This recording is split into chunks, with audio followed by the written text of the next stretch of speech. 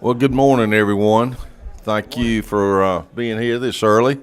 Um, and looks like we got a great crowd here this morning, and I want to start this, call this meeting order, and I'll ask my friend Emery Donahue to lead us off in prayer.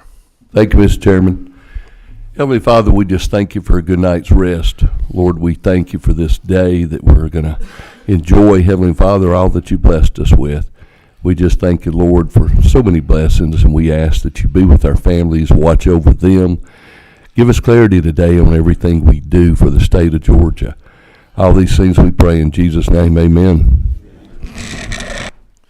Well, thank you again. As I said, this need of this meeting, I just did not want to go home this weekend without hearing some bills. We got some members that have worked mighty hard, some of them over a year on some of these bills we're going to hear this morning, and have put a lot of work and effort into it. And I just thought to them and to the rest of our committees, our rules committee did not want to load some committees, some bills onto the Chairman Parrish at the last minute next week. So thank you for your effort and patience of being here this morning to hear these bills. We're going to start off this morning with HB 1286, Georgia Hemp Farming Act. Chairman Corbett presented it the other day to this committee, and your friend Chairman Perkle got his through on one try, and so we got to make an extra effort here. This bill seemed to be a little more complicated. Well, thank you, Mr. Chairman, members of the committee. And I think I did. I explained his bill very well yesterday because he had zero questions, and because all his questions come to me, and I appreciate that. So and please introduce your helper there this morning that will help get this bill over, I hope. I think we're good. I'm gonna be real brief this morning. We went into very detail on what the bill did yesterday. Had some very good questions, but it is House Bill 1286, LC 550231.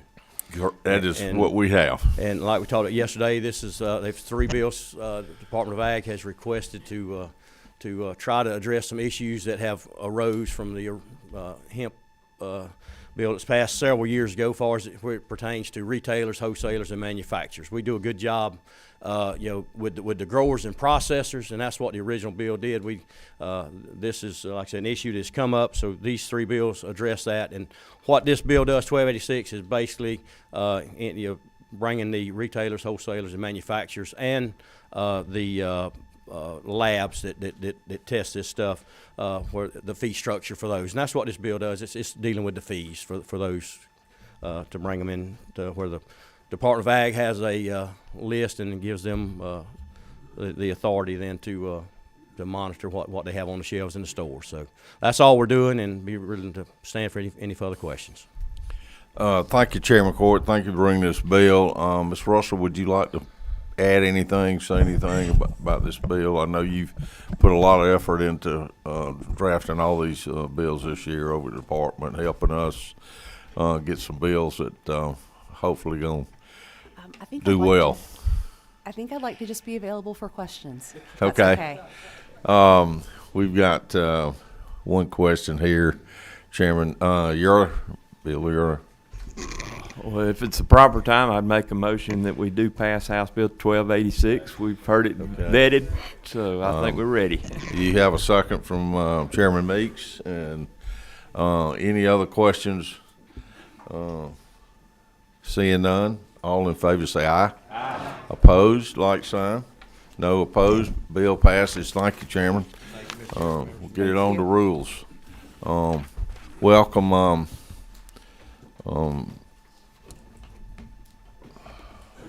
on, let me see. I see Commissioner Harper here. Thank you for being here this morning. Appreciate your work and all your staff being here this morning. Our second bill is I need Chairman Leverett. got somewhere to be a little bit later, and so we're gonna try to get you out of here for your other commitment. And so for HB 1223, this is the first time we've heard this bill, but I know you've been working on soil amendments for a while. We're passing it out right now. We had a last minute amendment, and you'll notice on your sheet that Grace is passing out. It says 1221. It's a scrivener's error. It's actually 1223. That is the only error on this bill. Thank you, Mr. Chairman, for that confidence. No, expressed. thanks for that correction. We're here to find some more. It might be many more in this bill.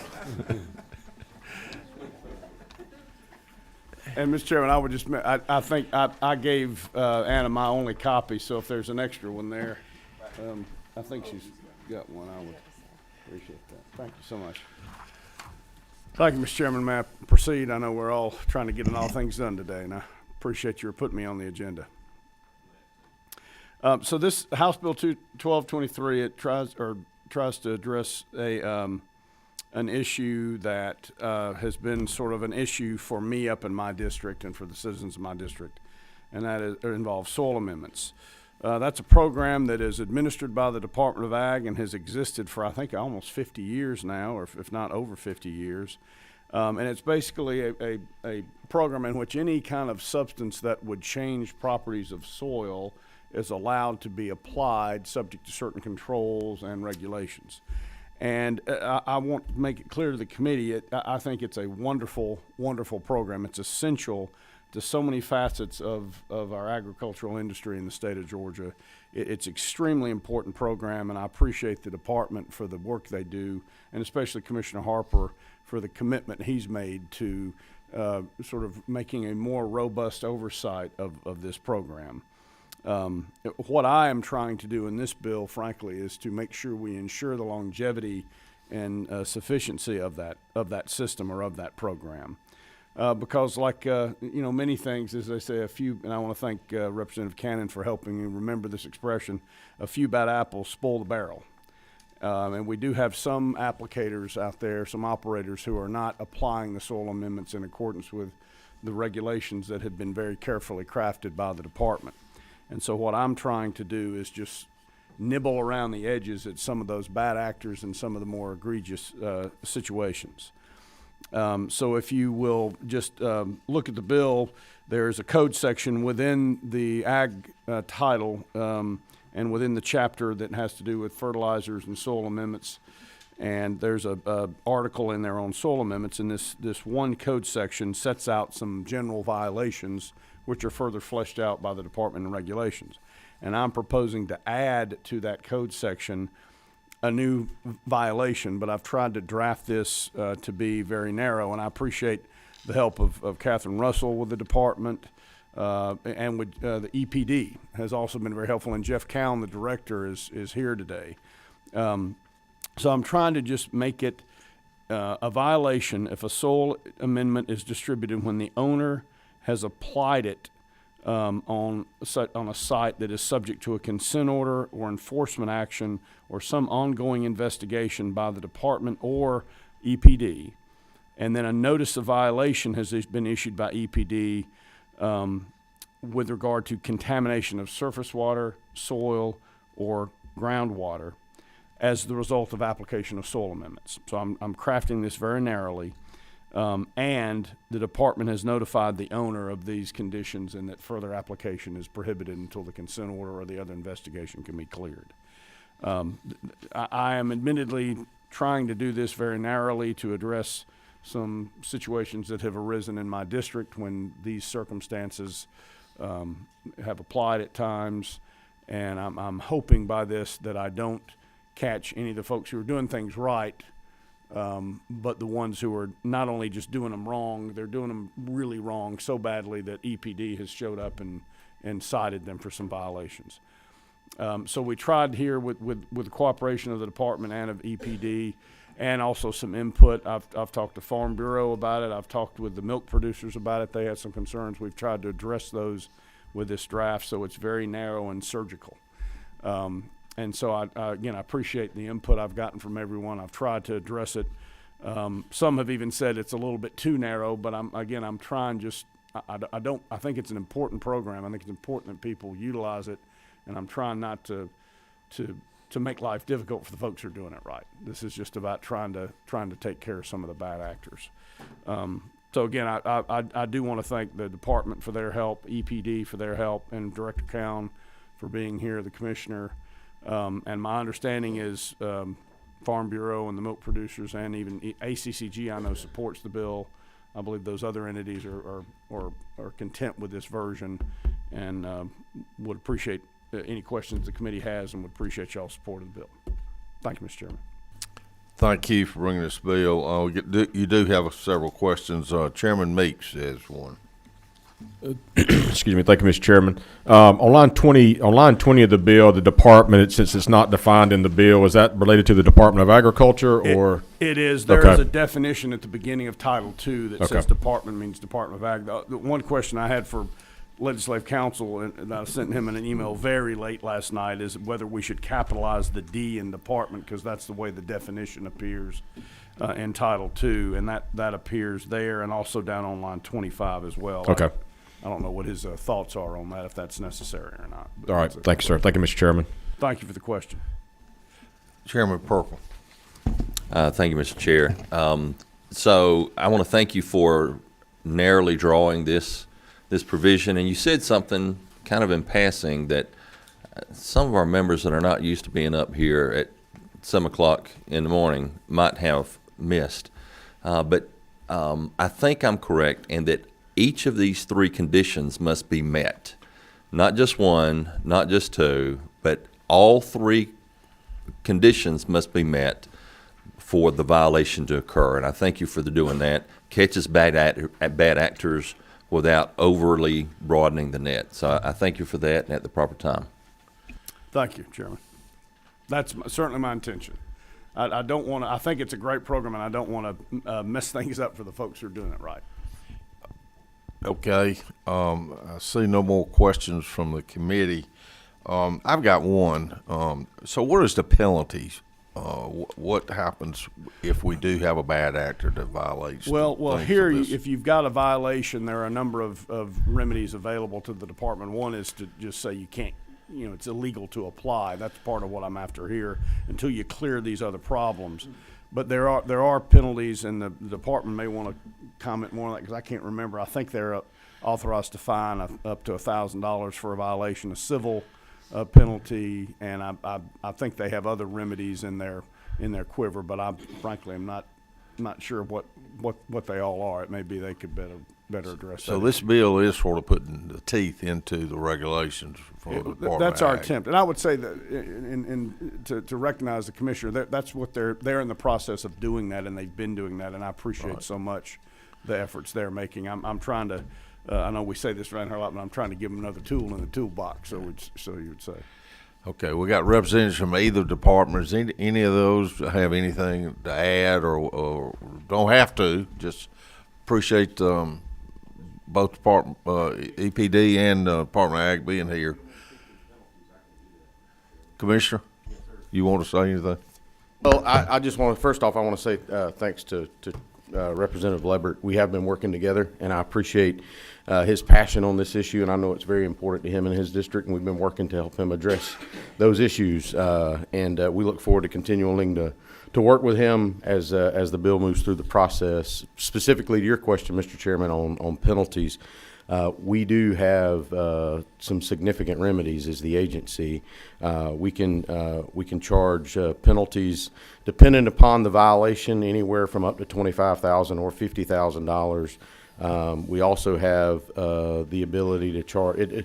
Again, to Representative Lebert's point, some penalties may not be more than $1,000. It just depends on what the nature of that violation is. We also have the ability as the agency to charge someone with a misdemeanor if they violate the penalties or they violate the provisions of the code in that particular section. So the penalties are laid out specifically in the sole amendment code or in the inputs section of of the code, and so it's pretty. We have pretty broad remedy, I guess you could say, to address those issues. Thank you. Yes, sir. I also know Mike Giles from Georgia Postal Federation. I don't see him here this morning, but they are all good. Would you like to say anything that affects your industry more than any? Come to the podium.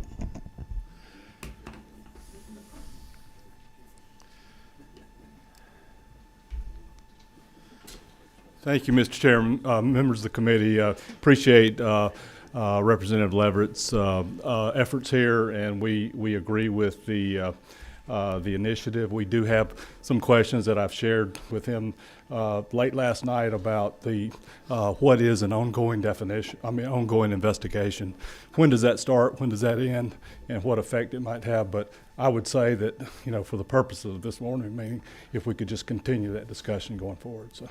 That would be fine. Okay. And if I could address that Yeah. concern, the reason I placed that word in there is I wanted to make it clear is if you had an investigation at some point in your distant past, that wouldn't necessarily preclude you from still spreading a soil amendment. It's only if there was something actively in pursuit where you've got an active current problem.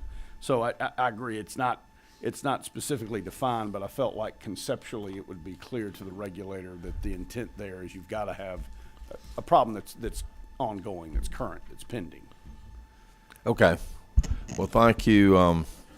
Thank you for this. What's the will of the committee this morning? Okay. I hear a motion. Hear a second. Any other questions or discussions to the author of the bill? Hearing none. All in favor of passage, say aye. Opposed? Hear none. Bill passes. On the rules. Thank you, Mr. Chairman. Thanks, Chairman Leverett. Thank you, Mr. Chairman. Thank you, members of the committee. All right. Next on our agenda will be HB 486. Representative Becky Evans. And thank you for your work on this bill. I know it's been going on over a year. We heard this bill, I think, twice last year or once, but it's been resurrected, and here.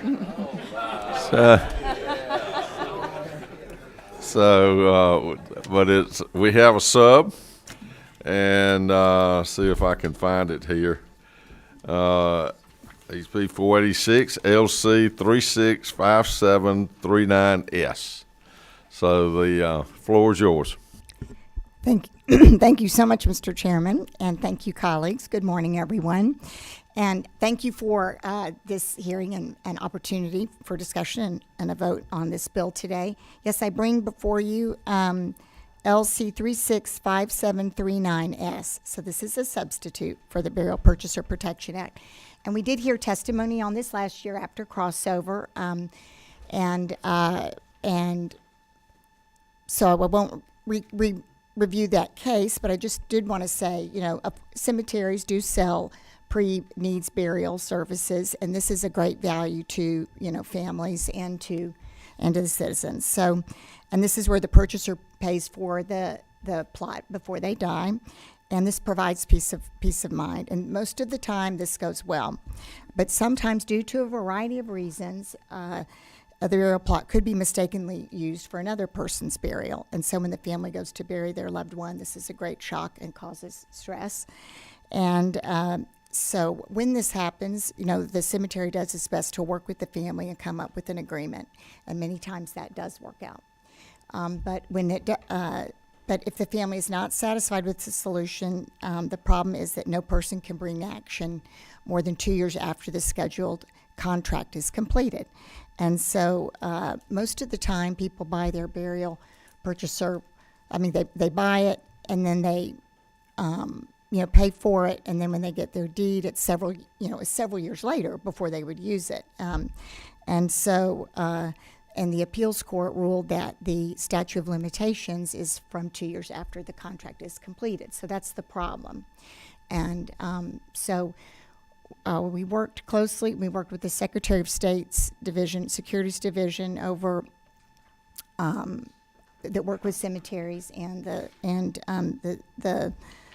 cemeterians, and so we believe that the LC 365739 is an improvement on current law with clearer language protecting both the rights of the consumer or the pre-needs burial purchaser if a mistake is made, but it also protects the rights of the cemeteries from frivolous or unscrupulous claims by allowing a cause of action to be brought within 2 years of the finding of a violation of the Secretary of State or the Board of Cemeteries. So that's the bill.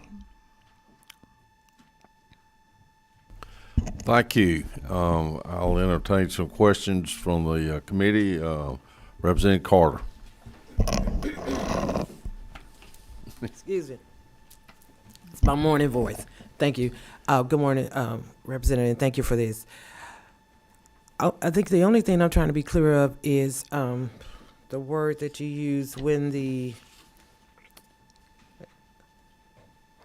contract is complete. I think that's what you said. So I'm just thinking about, my parents, my grandparents, they bought plots back in the 70s, right, and paid for them. So is the completion at the point that it's paid for? I think that's the only part that I want to be clear about, because the 2 years would bring us some concerns because we haven't had to use them in like 50 years.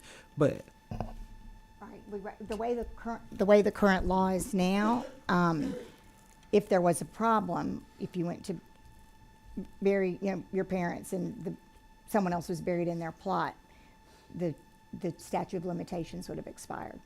right. So the definition means at the point that it's paid in full, that's when it's complete.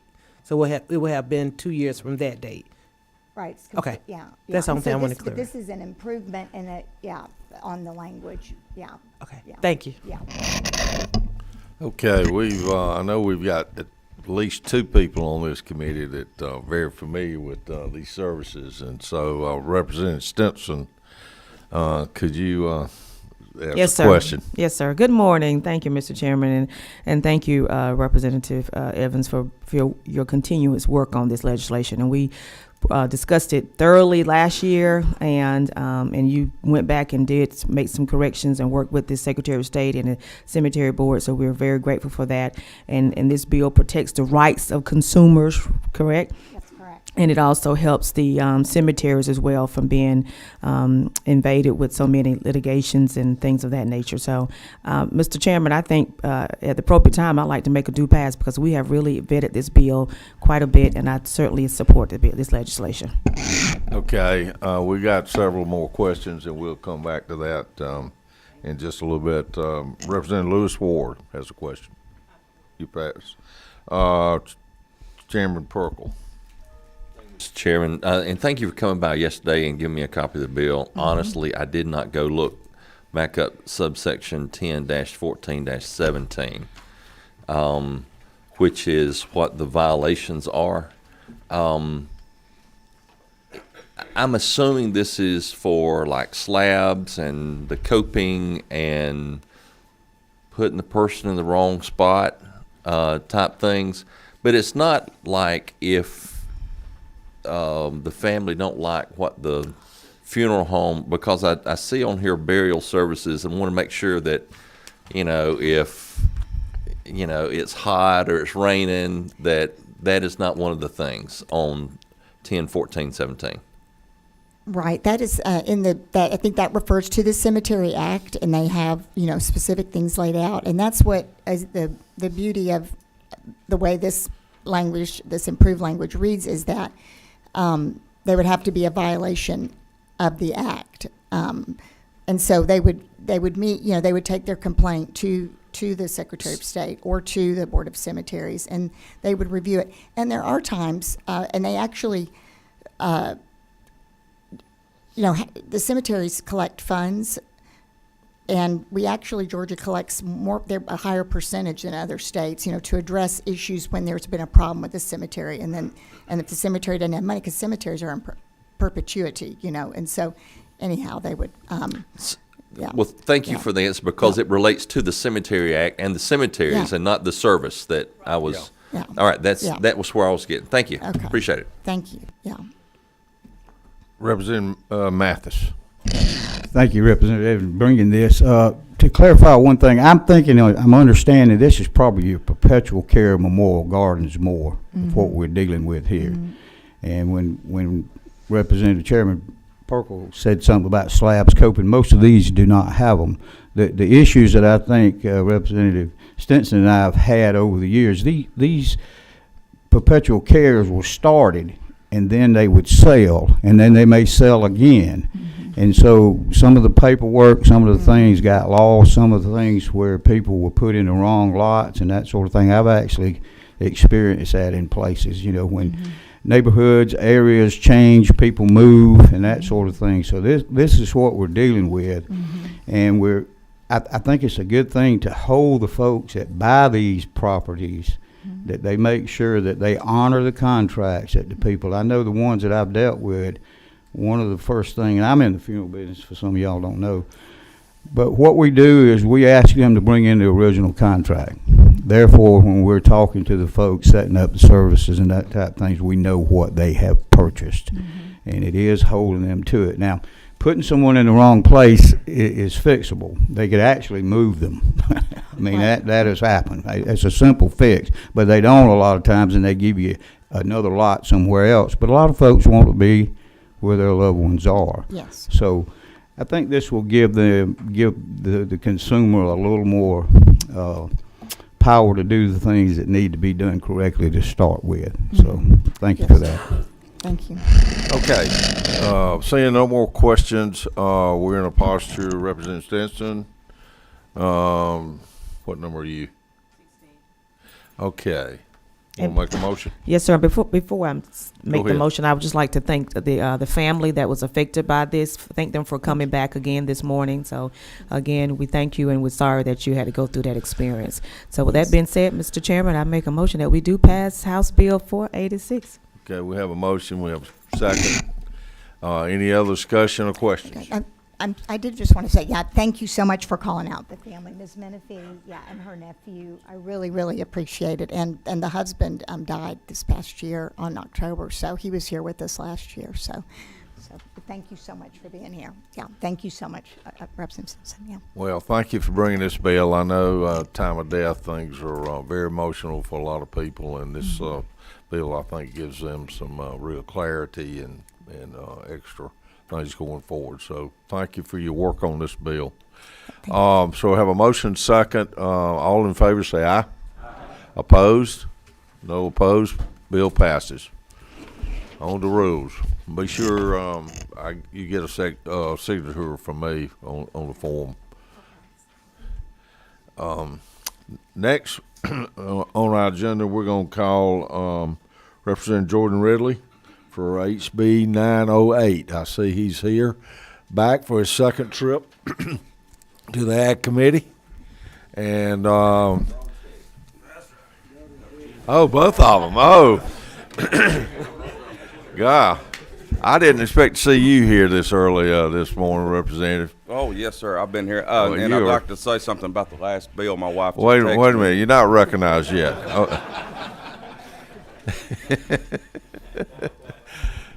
To the author of the bill, thank you for coming back. Thank you for some additions to this bill. I think were suggested by several places under the Capitol had some interest in this bill, and in the seafood part that you added. So I told you to highlight that. So could you introduce your other colleague there at the front table? And I think he wanted to make some comments.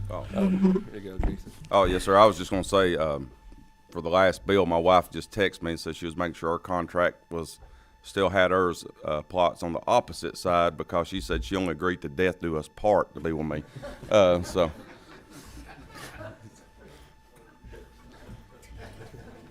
Okay, Mr. Ridley,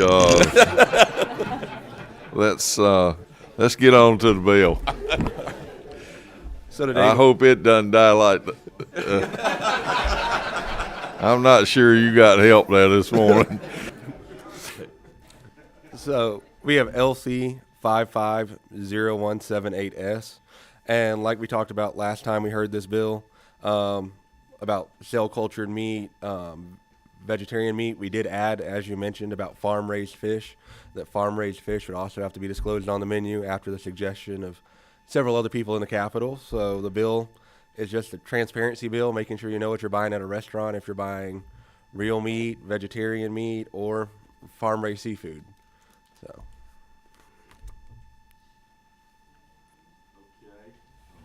Okay.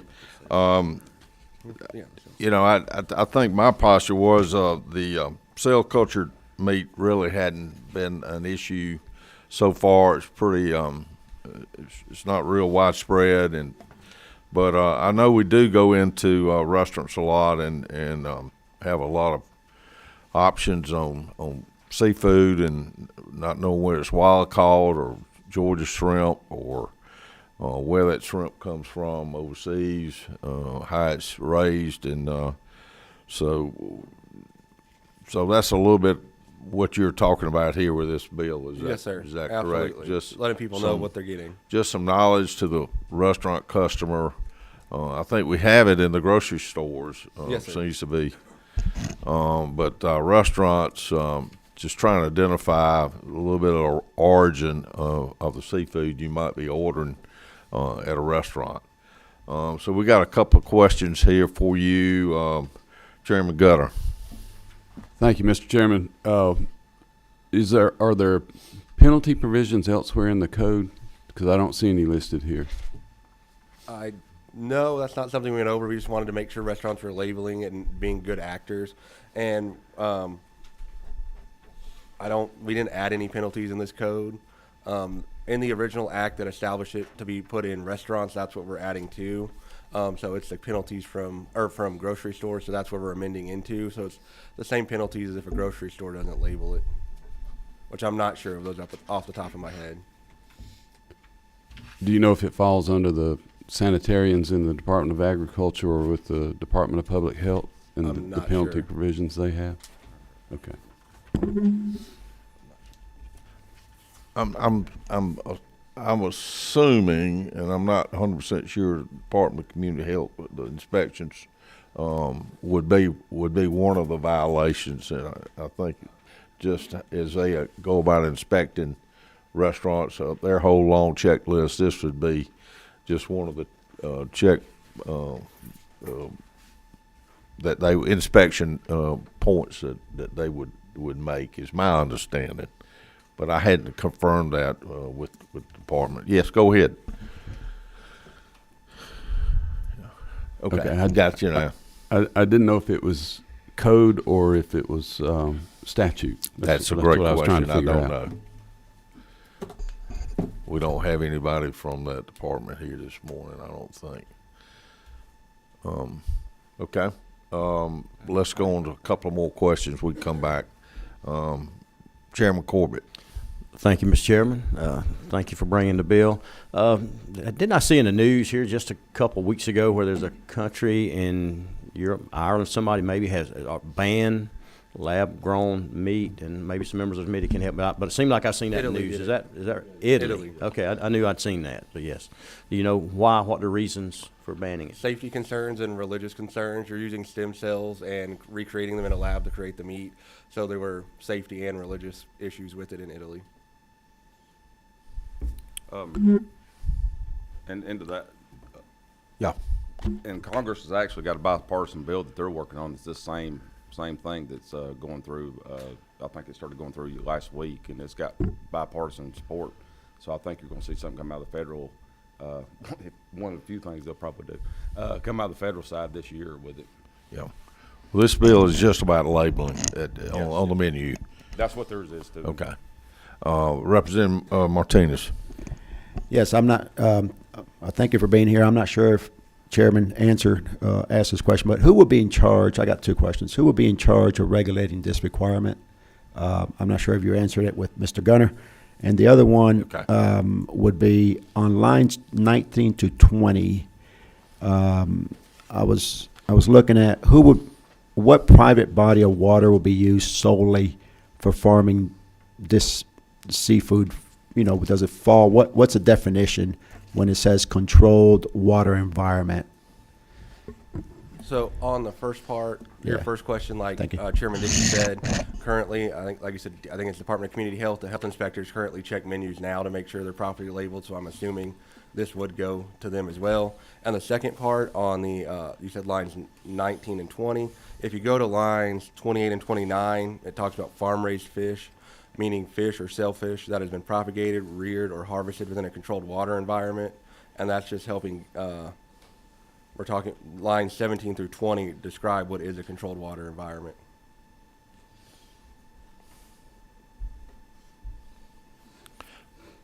I want to, we can come back to you, Representative. I want to call on Chairman Camp.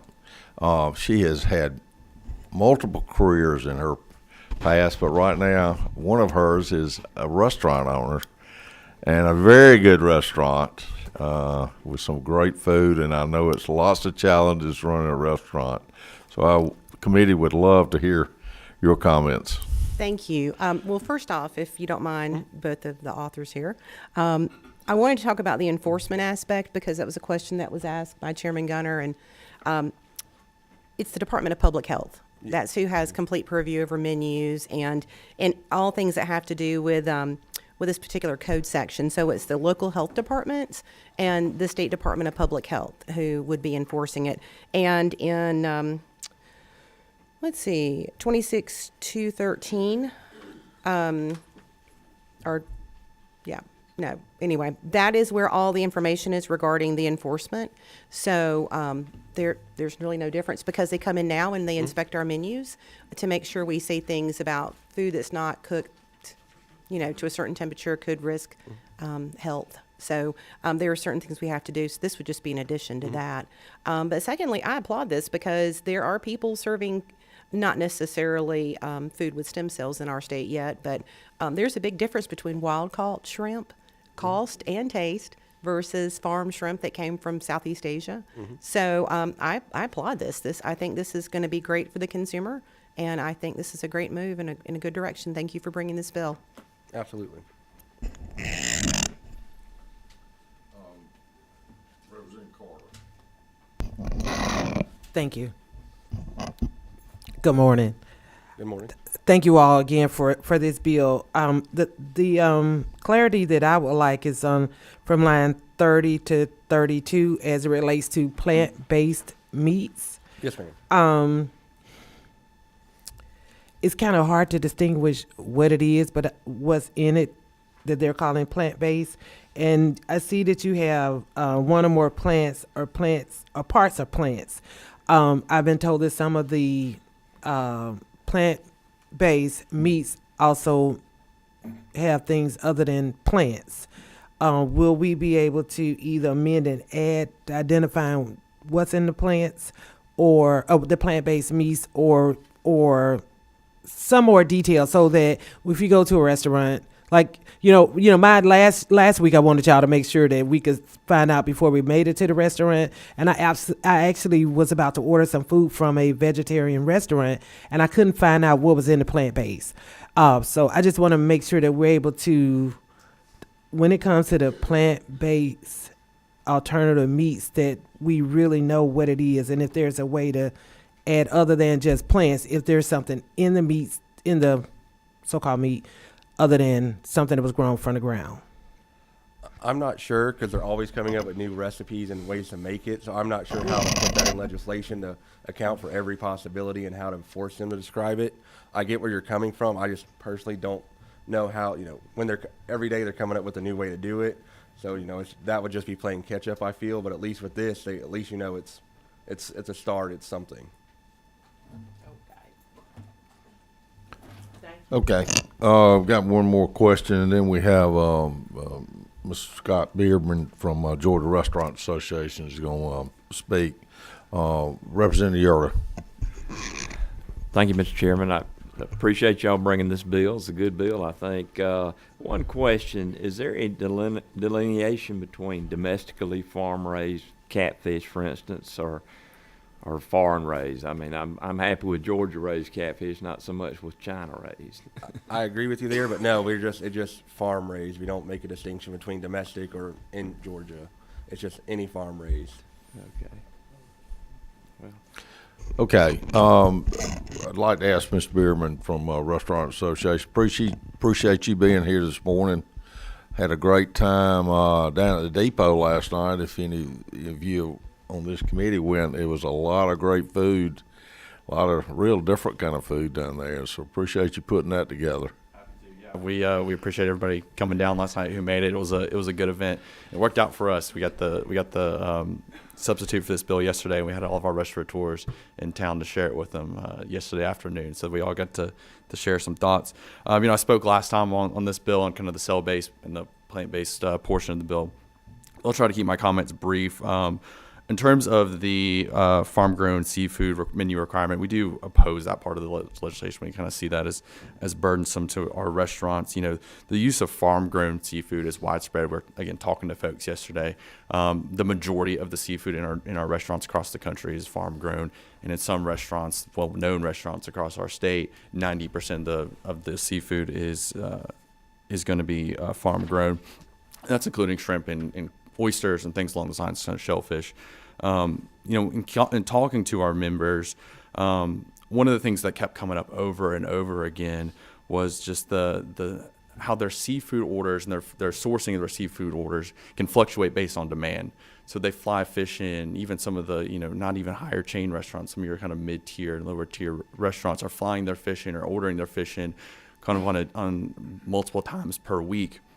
And so if you're having to reprint menus, if you're going to source an item that was previously wild caught, you're going wild caught fried shrimp on your menu, that's great. But either the price jumps up because of a storm, there's an issue, and you have to go to farm raised, and all of a sudden you're having to print new menus kind of at the last moment. And that can be a burden on some of our small businesses and even on our large chain businesses who have uniform menus across jurisdictions where they have to go in and then make these changes at the last minute. And then what I think was addressed earlier on lines 19 and 20, and with some of the pen requirements or the holding requirements for the farm-raised fish, we're concerned that this, are we asking chefs and restaurateurs? I don't think this is the intent, but just some clarity. Are we asking them to kind of get into the deep dive on the holding pattern and the farming methods of these of the farmers, especially if we're looking foreign? We're asking them to look into what is being done in China, Cambodia, and things other places around the world, and how they are farming their fish. Aquaculture is a big way that we source our seafood. Like I mentioned, it's a big industry in the state. UGA even has a program that promotes aquaculture, and I don't want it to come across, and we bring a lot of our farm seafood in from across the world.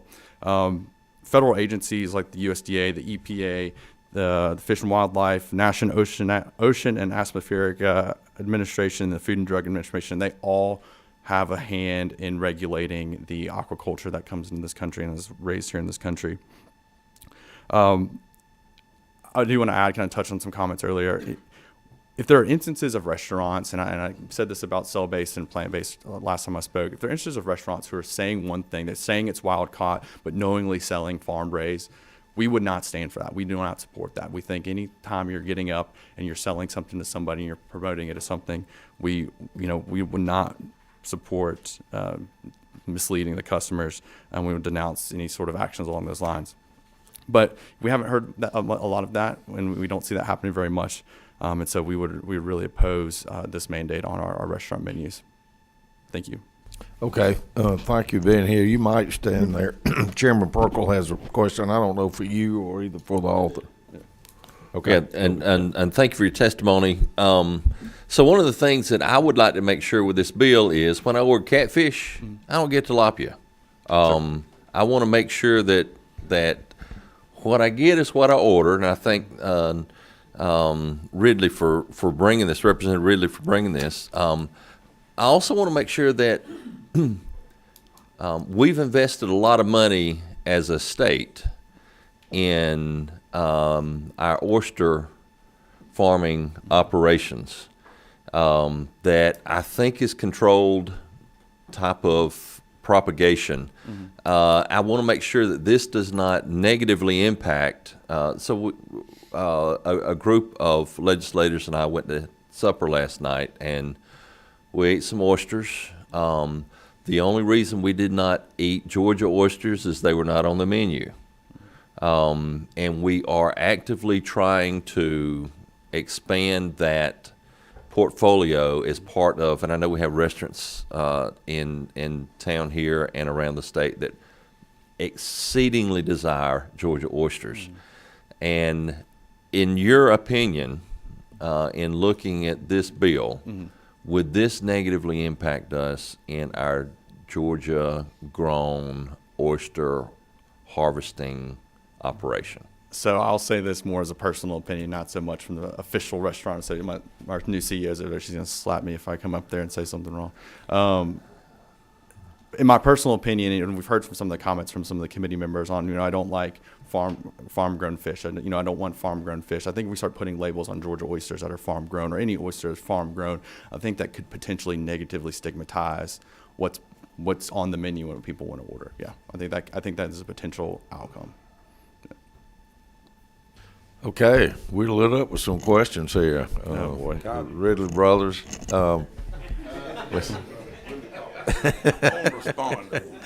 Let's take a few more. Representative Cox. Thank you. Thanks for bringing the bill. Being in the restaurant industry for 30 years myself and dealing with a lot of chefs across the country and abroad, I know and this goes off of Chairman Perkle's comment, fish specifically. Many of the chefs or restaurant owners have concern when they're receiving product that they're getting what they're being told is packaged. So some of the chefs, even here locally, as was mentioned, will hire fishermen in Florida, bring in the whole fish so that they know that if they ordered catfish, that it actually is catfish. Or if it's tuna, that it's actually tuna. So with this bill, I appreciate this aspect of it. At some point, it would be great that we're specifying as well, and there should be some type of regulation and penalty if we're not getting the type of product that we're supposed to be getting as it relates to cell cultured or any of that, or even the actual product itself. So is this something that's feasible? I think looking on the supply side of that would be something to take a look. I mean, from our restaurateurs, you mentioned chefs, and our restaurateurs, they want to know what they're ordering is what they're getting in the door. Where we would 100% support that on making sure that what we can do and then what we put on our menus is what's being served. Yeah. Okay, this is our status. We've asked a lot of questions, and we've only got about 10 more minutes in this room. Natural Resources has it right after us. So we're going to hold this bill over to next week. And if you have any questions or concerns, think about this bill over the weekend. You have access to author bill, access to Georgia Restaurant Association. They're here every day. So let's think about that. We'll bring this bill back next week. Next on our list, we're going to take up HB 583. Representative Lisa Hagan, a member of this committee, also has been working on this bill for a year and has made some changes with the department, I think, and appreciate your hard work on this and passion for this. So we'll turn the mic over to you. HB 583. Thank you, Mr. Chairman and members of the committee. I will try to make this brief since we don't have much time. I'm using LC 442755S. So this bill updates the code regarding Georgia's cottage food industry. Usually when I tell somebody about this, they look at me like, what is it? What does that mean? So I'm going to tell you what a cottage food operator is. This is somebody who produces non-potentially hazardous food in their home kitchen to be sold. So we're only talking about non-potentially hazardous food items here. And this program is fully administered by the Department of Agriculture. And I want to thank Catherine Russell and Commissioner and a lot of people over at the Department of Ag, as well as Legislative Council, who've been working hard with me on this for the past year. So I think we've come to something here after several subs that we're very happy with. All right, so the main thing that this bill does is it adds a new delivery stream for these cottage food operators.